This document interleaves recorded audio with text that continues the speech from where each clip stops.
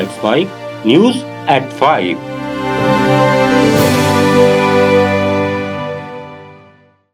नमस्कार, let's mic में आप सुन रहे हैं न्यूज एट 5। बुलेटिन की शुरुआत हम करेंगे आज की सबसे बड़ी खबर से। फिर जानेंगे देश, दुनिया और आपके अपने राज्यों तक की बड़ी अपडेट्स। जम्मू कश्मीर के पहलगाम में 22 अप्रैल को हुए आतंकी हमले में 26 लोगों की मौत हुई थी। इसके जवाब में भारत ने पाकिस्तान के खिलाफ ऑपरेशन सिंदूर किया था। इसमें पाकिस्तान के कई एयरबेस नेस्तनाबूद हो गए थे। इस मामले पर भारत के राष्ट्रीय सुरक्षा सलाहकार अजित डोवाल ने पहली बार बयान दिया है। उन्होंने आईआईटी मद्रास में एक कार्यक्रम को संबोधित करते हुए कहा कि इस ऑपरेशन सिंदूर के दौरान भारत को किसी भी प्रकार का कोई नुकसान नहीं पहुंचा था। विदेशी मीडिया लगातार झूठी खबरें फैलाता रहता है। मुझे एक भी ऐसी फोटो दिखाइए जिसमें भारत को कोई नुकसान पहुंचा हो। उन्होंने दावे से कहा कि यहां तक कि भारत का एक भी कांच नहीं टूटा। आज के दौर में टेक्नोलॉजी और वॉरफेयर के बीच संबंध बहुत महत्वपूर्ण हो गया है। हमारे देश को हमेशा ऑपरेशन सिंदूर पर गर्व होगा। हमारी सेना ने इस ऑपरेशन में स्वदेशी टेक्नोलॉजी का प्रयोग किया। लोकसभा में विपक्ष के नेता राहुल गांधी ओडिशा में भाजपा सरकार बनने के बाद पहली बार दौरे पर पहुंचे। उन्होंने भुवनेश्वर में हुई संविधान बचाओ समावेश सभा को संबोधित किया। इस मौके पर कांग्रेस अध्यक्ष मल्लिकार्जुन खड़गे, महासचिव संगठन केसी वेणुगोपाल भी रैली में मौजूद रहे। ये रैली बारामुंडा मैदान में हुई, जिसमें हजारों की संख्या में कांग्रेस कार्यकर्ता और आमजन जुटे। रैली के जरिए कांग्रेस ने ओडिशा में आगामी रणनीति और जनता से जुड़ने की कोशिश की, जिसमें संविधान, लोकतंत्र और किसानों के मुद्दों को प्रमुखता दी गई। राहुल गांधी ने कहा कि संविधान देश की आत्मा है और आज उसे कमजोर करने की कोशिश की जा रही है।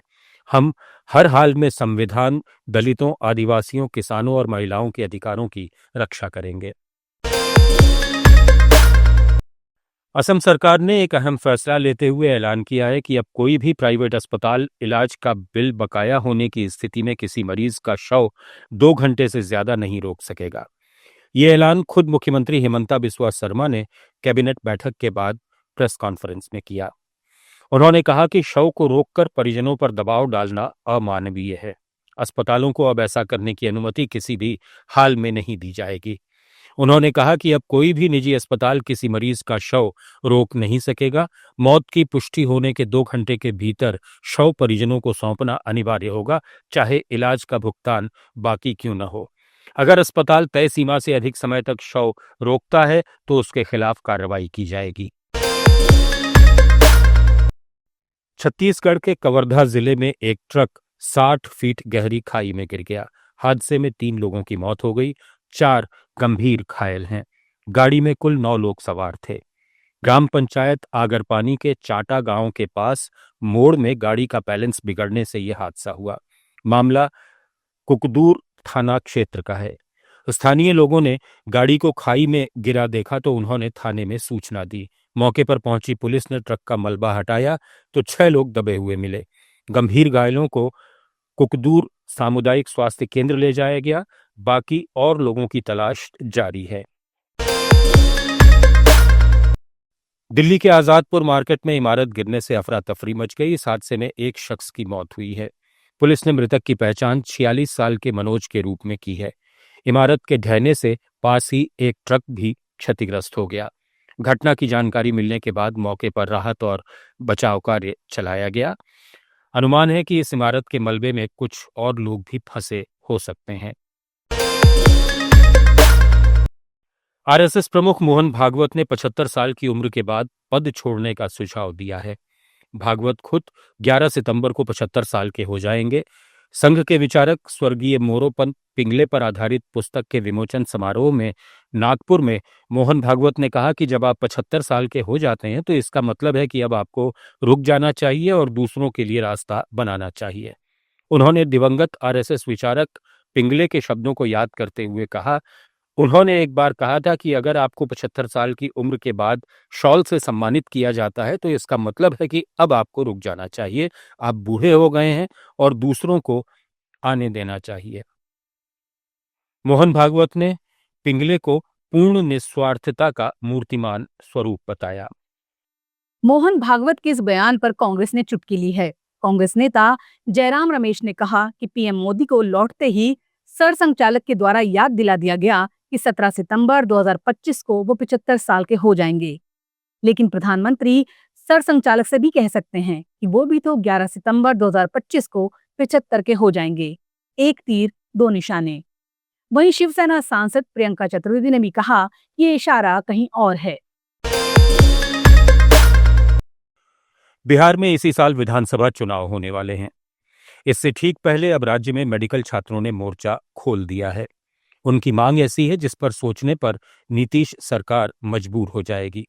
दरअसल पटना के बिहार वेटरनरी कॉलेज के मेडिकल छात्र हड़ताल पर हैं। उनका आरोप है कि स्थानीय लोगों से हुए विवाद के बाद कॉलेज परिसर में गोलीबारी हुई, जिसमें एक छात्र घायल हो गया। अब प्रदर्शनकारी छात्र सुरक्षा की मांग कर रहे हैं। प्रदर्शन कर रहे छात्रों ने कहा कि हमारे कॉलेज के छात्र यहाँ खेलने आते हैं। कल शाम करीब 6 बजे कैंपस में लोकल लोगों के साथ उनका झगड़ा हुआ था। आए दिन ऐसा होता रहता है। इसको लेकर गोलीबारी भी हुई। फर्स्ट ईयर के एक छात्र के हाथ में गोली लगी है, उसे अस्पताल में भर्ती कराया गया है।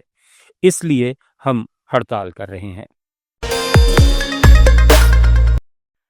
दिल्ली हाईकोर्ट ने 1984 के भ्रष्टाचार के एक मामले की सुनवाई करते हुए दोषी 90 साल के व्यक्ति की सजा को घटाकर 1 दिन कर दिया। मामले की सुनवाई के दौरान जस्टिस जसमीत सिंह की बेंच ने स्वॉर्ड ऑफ डेमोक्लेस का उदाहरण देते हुए कहा कि 40 साल तक चलने वाला ये मुकदमा अपने आप में एक सजा की तरह है। जस्टिस जसमीत सिंह ने बुजुर्ग दोषी व्यक्ति के स्वास्थ्य को ध्यान में रखते हुए 1 दिन की सजा सुनाई। कोर्ट ने कहा कि स्थायी कारावास से बुजुर्ग को गंभीर नुकसान हो सकता है। स्वॉर्ड ऑफ डेमोक्लेस शब्द एक प्रसिद्ध ग्रीक कथा से उत्पन्न हुआ है। ये उस अवधारणा को बताता है जिसमें किसी व्यक्ति के सिर पर एक पतले धागे से बंधी हुई एक तलवार लटके रहती है। इस कथा में डेमोक्लेस नामक एक दरबारी को राजा के जीवन का अनुभव करने का अवसर मिलता है। हालांकि उसे समझ में आता है कि सत्ता के साथ हमेशा भय और चिंता का एक तत्व भी जुड़ा होता है। राजस्थान हाईकोर्ट ने बेवली उनियारा विधानसभा उपचुनाव के दौरान हुए चर्चित समरावता थप्पड़ कांड में निर्दलीय प्रत्याशी नरेश मीणा को बड़ी राहत दी है। जस्टिस प्रवीर भटनागर की एकल पीठ ने नरेश मीणा की जमानत याचिका मंजूर कर ली, जिसके बाद अब वे 8 महीने की जेल हिरासत के बाद बाहर आ सकेंगे। दरअसल ये जमानत नगर फोर्ट थाने में दर्ज एफआईआर के तहत आगजनी और उपद्रव के मामले में दी गई है। नरेश मीणा की ओर से एडवोकेट फतेह राम मीणा ने हाईकोर्ट में पैरवी की। नरेश मीणा की जमानत याचिका पर उनके वकील फतेह राम मीणा ने हाईकोर्ट में मजबूत पैरवी की। ये जमानत आगजनी और उपद्रव के मामले में दी गई है, जबकि थप्पड़ कांड में उन्हें पहले ही राहत मिल चुकी थी। बता दें, ये मामला 13 नवंबर 2024 को देवली उनियारा विधानसभा उपचुनाव के दौरान शुरू हुआ था। टोंक जिले के समरावता गांव में मतदान के दिन नरेश मीणा ने उपखंड अधिकारी अमित चौधरी को थप्पड़ मार दिया था। इस घटना ने पूरे क्षेत्र में सनसनी फैला दी थी। थप्पड़ कांड के बाद समरावता गांव में हिंसा भड़क उठी।